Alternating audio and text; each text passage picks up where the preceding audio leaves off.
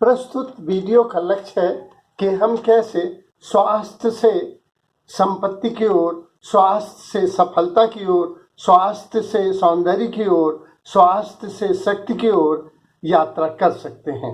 इस वीडियो का यही लक्ष्य है। बंधुओं नमस्कार।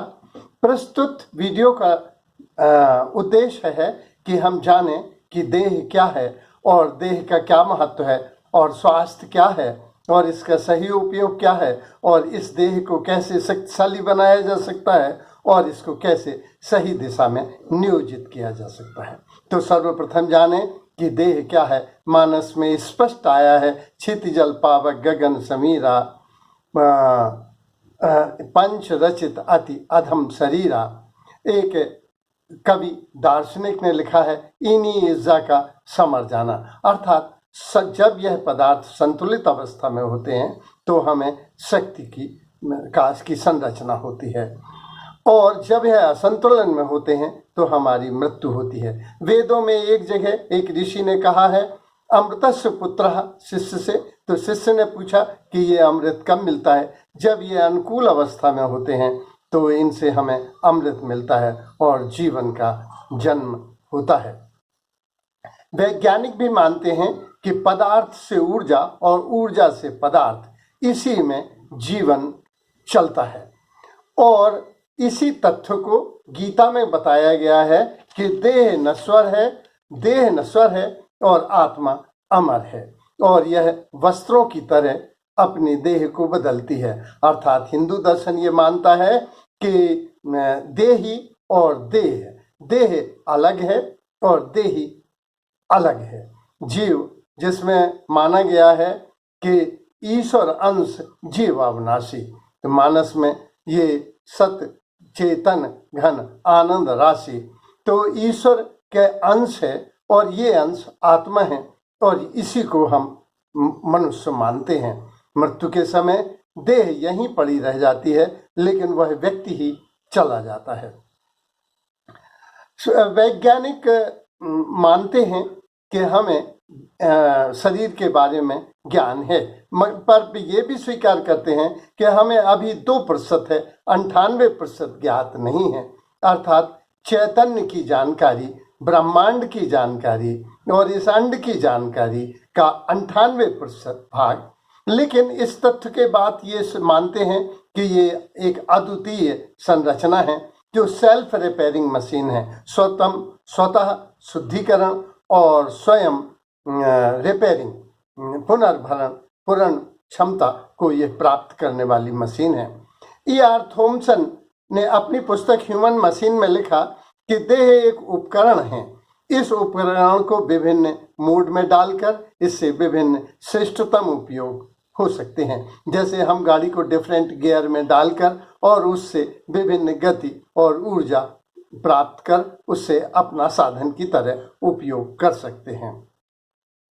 आचार्य रजनीश ने लिखा है, यह साधन है, यह उपकरण है, यह यंत्र है और ये प्रभु का मंदिर है जिसमें ईश्वर का निवास है, इसलिए इसे अधम नहीं मानना चाहिए। शरीर धर्म को लोगों ने बहुत गलत मान लिया है, जबकि शरीर के वेग शरीर का धर्म है, स्वाभाविक धर्म है, उसे सहज भाव से ही स्वीकारना चाहिए। इसके बाद ब्रह्मा कुमारी ने हिंदू दर्शन को स्पष्ट किया है कि जिसमें रथ और रथी की कल्पना की गई है कि रथी इसमें जीव है, ईश्वर का अंश है और रथ देह है। इस कठोपनिषद में तो बहुत ही स्पष्ट व्याख्या की गई है कि भौतिक देह है, मृत्यु के बाद 3 घटनाएं घटती हैं। पहली, भौतिक देह यहीं रह जाती है। दूसरा, जीव अपने कर्मों के अनुसार अगली यात्रा पे निकल जाता है और आत्मा परमात्मा में मिल जाती है। तो कठोपनिषद में तो बड़ी स्पष्ट व्याख्या आई है। अब देह का महत्व क्या है?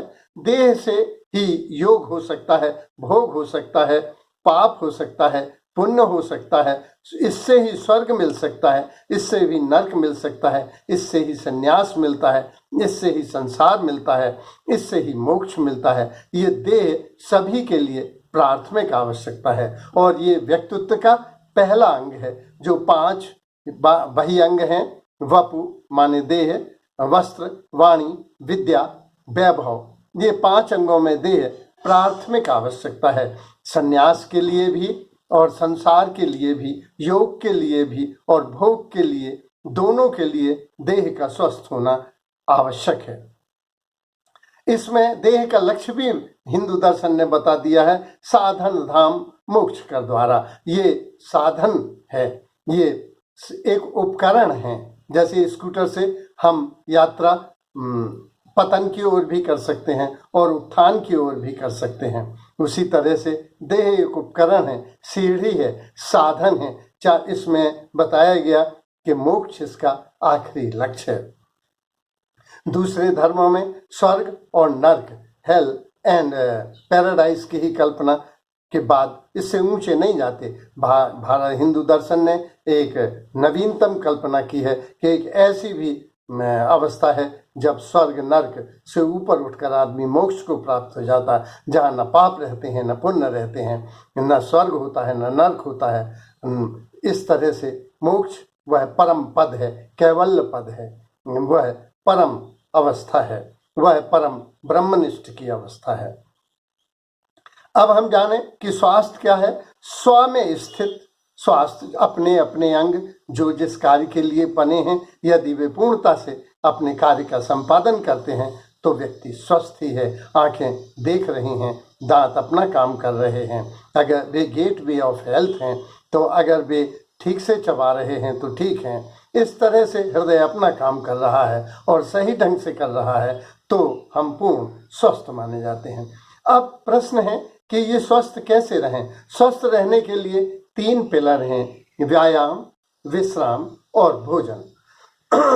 इसमें लाइफ स्टाइल एंड डाइट 2 को पश्चिम ने भी बड़ा महत्व दिया है। तो सबसे पहले हम देखें भोजन।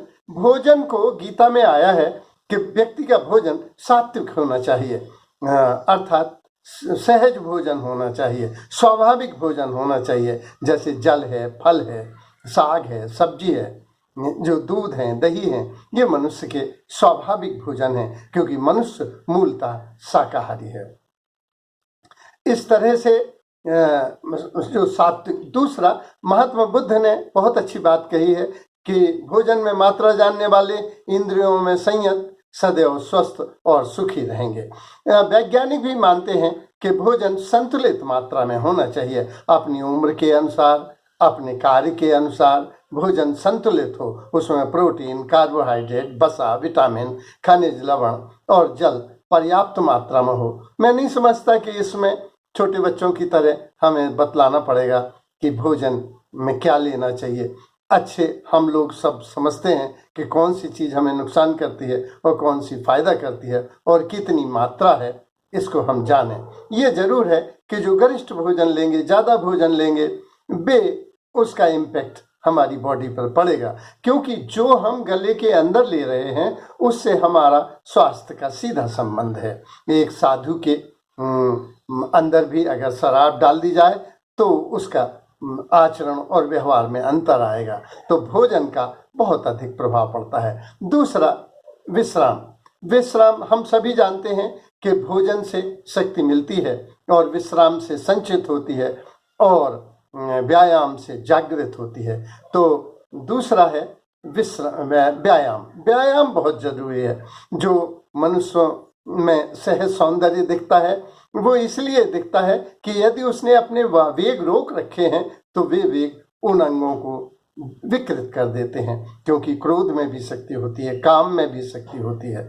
ये शक्तियां उसको विकृत कर देंगी। और पशुओं का सौंदर्य देखो कितना स्वाभाविक है, बालकों का सौंदर्य क्या, क्योंकि जैसा फ्राइड ने लिखा था इदम अहम और परम अहम, तो इदम जो सहज स्वाभाविक हैं, उन जो वेगों को रोकता नहीं है, यही तो इसका जो अंदर बाहर एक है वही तो सुंदर है। अथर्ववेद में आया है, प्रार्थना की है ऋषि ने कि जैसा मैं अंतरंग में हूँ वैसे ही बहिरंग में स्पष्ट हो जाऊं, जैसा बहिरंग में हूँ ऐसा ही अंतरंग में स्पष्ट हो। यही तो सौंदर्य है। इसलिए आदमी को कुंठाग्रस्त नहीं होना चाहिए, तनावग्रस्त नहीं होना चाहिए, वेगों को रोकने वाला नहीं होना चाहिए। सहज स्वाभाविक देह की शुद्धि आदमी को स्वस्थ और सुंदर और शक्तिशाली बनाती है। तो व्यायाम की बड़ी महत्ता है। योग, आसन, प्राणायाम, ये एक्सरसाइज आदि मनुष्य में फ्लेक्सिबिलिटी पैदा करती है और ये सहज स्वाभाविक हमारे वेगों को कम करती है और शरीर को स्वास्थ्य प्रदान करती है। नींद में संचित होती है शक्ति, इसलिए कम से कम 6-7 घंटे सोना चाहिए। इसके लिए मैं तो ये भी कहूँगा कि नींद आना बहुत ज़रूरी है, चाहे वो ट्रैंकुलाइजर ले ले, लेकिन सोए पूरी। क्योंकि मैंने देखा है, मैंने पाया है कि जो लोग नींद पूरी ले रहे हैं वे देर से बूढ़े हो रहे हैं और वे दीर्घायु भी हो रहे हैं। इस तरह से स्वास्थ्य के जो अंग हैं वो, इनमें एक मानसिक स्वास्थ्य भी है। मानसिक स्वास्थ्य के लिए जरूरी है कि आदमी के पास कोई शौक हो, चाहे वो बागवानी करता हो, सृजन हो, चाहे कोई डांस करता हो, मूर्ति बनाता हो, कविता बनाता हो। का सृजन का अपना एक आनंद है। और साथियों के साथ में रहना स्वर्ग, और मित्रों के साथ में रहना स्वर्ग, और शत्रुओं के साथ में रहना नर्क। तो हम ही अब क्यों ना अपना स्वर्ग बनाएं। इस तरह से आदमी का लक्ष्य होना चाहिए। जो लक्ष्य रखते हैं वे देर से बूढ़े होते हैं और वे दीर्घायु भी होते हैं। इस तरह से आदमी क्रियाशील बना रहे, कर्मठ बना रहे, तो व्यक्ति दीर्घायु होता है। इस तरह वह स्वास्थ्य को प्राप्त होता है।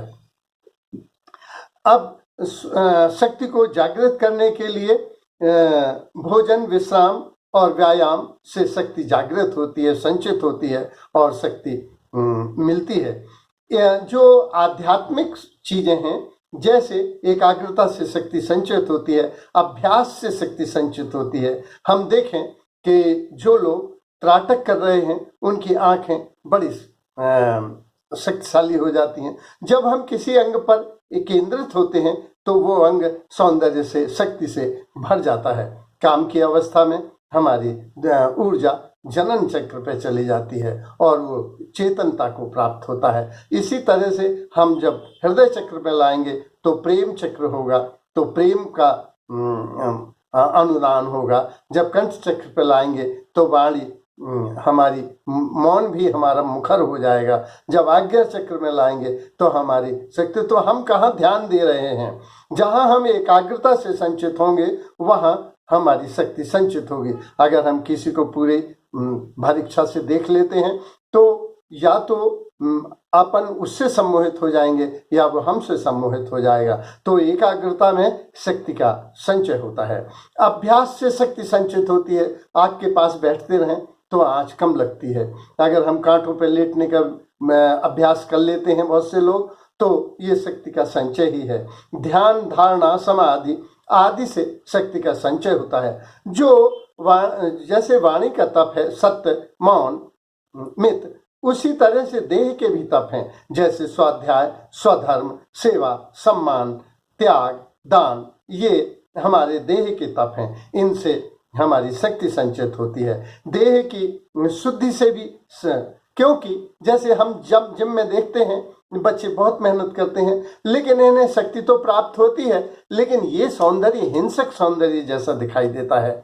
जैसे सौंदर्य तो डाकू में भी दिखाई देता है, पुलिस इंस्पेक्टर में भी दिखाई देता है। नुकीली मूछें, रोबदार चेहरा, आंखें शक्तिशाली, लेकिन ये हिंसक सौंदर्य है। बैल का अपना सौंदर्य है। तो जिम में तो ऐसे ही मांसपेशियों का विकास होता है जैसे हम बैल विकसित हो जाता है। लेकिन जब ध्यान, धारणा, समाधि से हम आध्यात्मिक साधनों से, एकाग्रता से, अभ्यास से शक्ति का संचित करते हैं तो सौम्य सौंदर्य का जन्म होता है। साधु का भी अपना सौंदर्य है, ईसा मसीह का अपना सौंदर्य है, शंकराचार्य का अपना सौंदर्य है, विवेकानंद का अपना सौंदर्य है। हम तो कहते हैं कि जो सौंदर्य पर ध्यान देंगे वे सौंदर्य को प्राप्त हो जाएंगे। रविन्द्रनाथ टैगोर, जो सत्य को ध्यान देंगे, जहाँ ध्यान तुम्हारा चला जाएगा वहाँ ही शक्ति संचित हो जाएगी।